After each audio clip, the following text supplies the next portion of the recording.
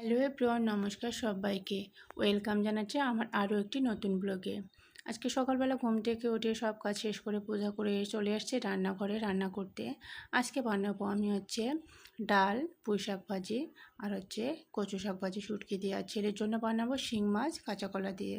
প্রায় ওকে শিং মাছটা দেওয়ার চেষ্টা করি আমি, যেহেতু কাটা কম থাকে এই জন্য শিং মাছটাই দিই। আর এখানে আমার ডালটাও সিদ্ধ হয়ে গেছে, এটাকে আমি এখন ঘেটে চোখ দিয়ে নিয়ে নেব। রান্নাটা অলরেডি কমপ্লিট করে ফেলেছি, ছেলের বাবাকেও খাইতে দিয়ে দিয়েছি।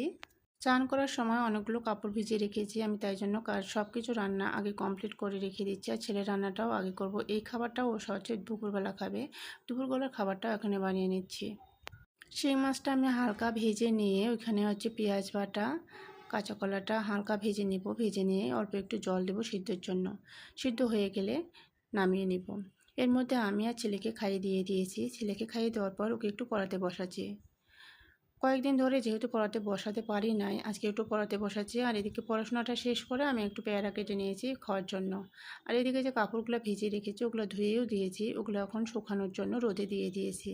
আমার পেয়ারা খাওয়া দেখে তারও খেতে ইচ্ছা করতেছে, পরেও পেয়ারা খেতে পায় না যেহেতু বিচি আছে, তাই একটা আপেল কেটে দিলাম।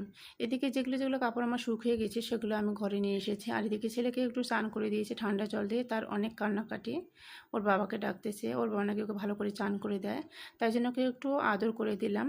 আর একটু টিভিও দেখতে দিয়েছি। এরপরে যে দেখেন ও অনেক খুশি, একটা চকলেটও দিয়ে দিয়েছিলাম। এরপর দুপুরবেলা খাওয়া দাওয়া শেষ করে ওকে একটু ঘুম দিয়েছি। ঘুম থেকে উঠে সে বললো লুডুস খাবে, তাই ওকে লুডুস বানিয়ে দিয়েছি। লুডুস খাওয়ার সময় ওকে আবার টিভিও দেখতে হবে, তাই টিভিটাও চালিয়ে দিয়েছি। আর আমার জন্য লুডুস বানিয়ে নিয়েছি। Thanks for watching.